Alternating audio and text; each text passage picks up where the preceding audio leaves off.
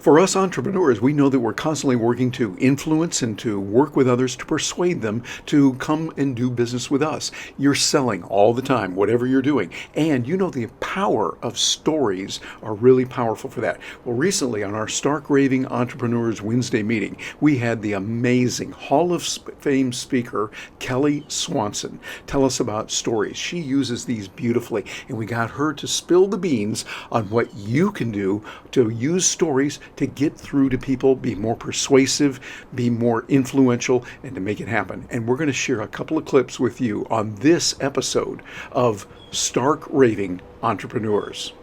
Welcome to Stark Raving Entrepreneurs, where you discover how to achieve your goals and dreams, getting the freedom you want, all while living voluntarily, peacefully, and with a live and let live lifestyle.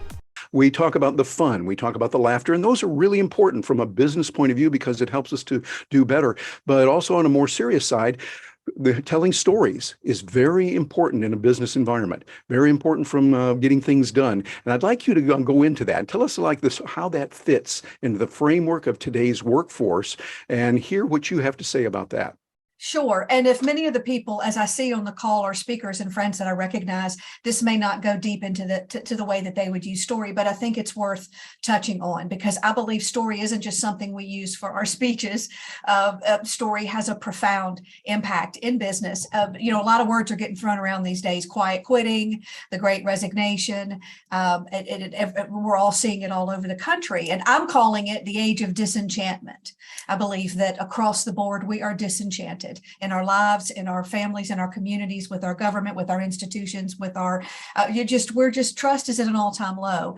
And when I believe that when people lose sight of what they do and why it matters to themselves, to the brand, and to the people they serve, that they check out, they become disengaged.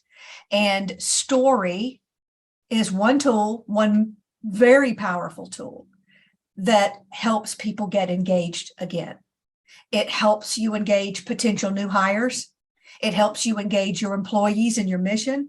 It helps you engage a customer in your brand. I mean, I could go on and on and on. It's one tool that has many different applications, but if I could boil it all down to one thing, yes, like you said, Terry, it's about making people laugh and make them feel good, but for me, it's strategic. It's about engagement.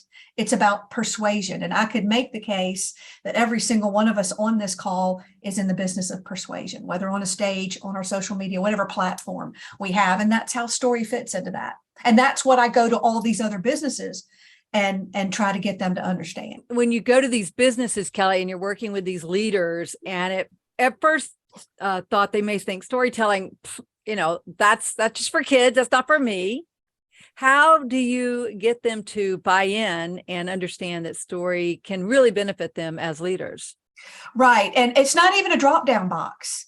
I have yet to find an area where with a bureau or it's never one of your topics as a drop-down. And I just don't understand why. Now, it relates to leadership and customer service and sales, but it should be its own topic. So I'm working really hard to try to change that. Okay, not really working hard at all, but it should be. So your question, how are leaders benefited by story? Because a lot of times, yes, I'm going into leadership groups, and I'm going to make the case too that I believe all of us has a leadership role.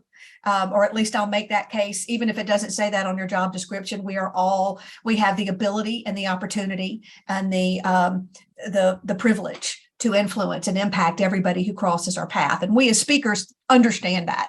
But for those of us who speak to leaders, they may not connect the dots.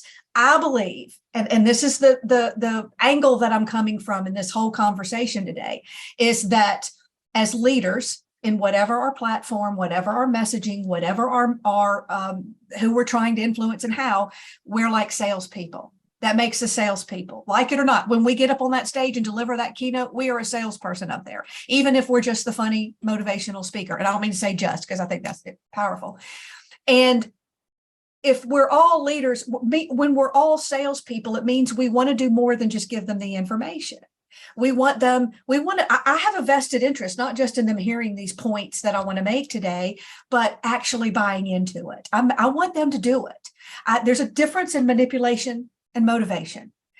There's a difference in enabling your people and empowering your people. If we are salespeople, And y'all are all going to know this already. I'm not speaking any, new truth here.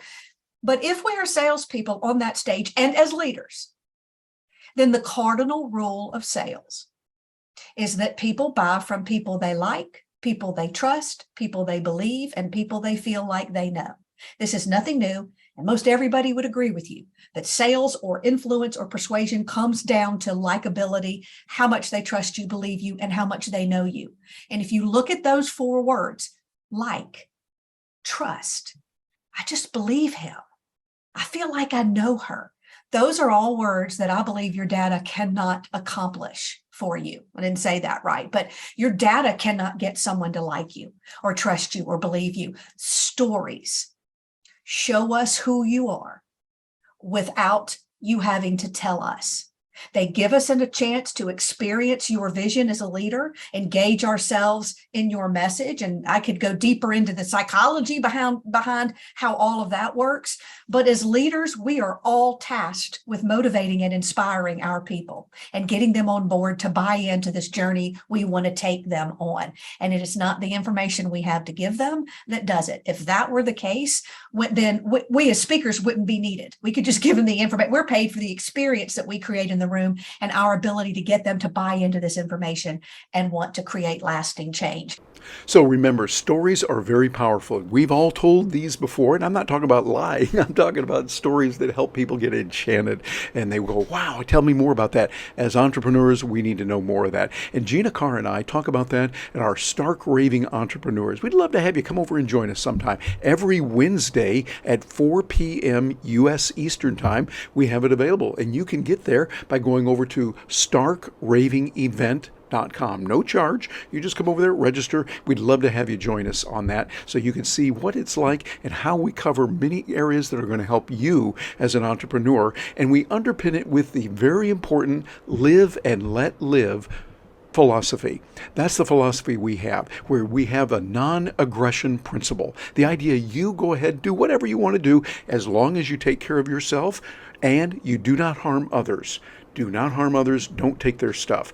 This is what we talk about at Stark Raving Entrepreneurs, and we'd love to have you join us. So come over and see us. Thanks so much for joining us today, and we'll look forward to hearing from you.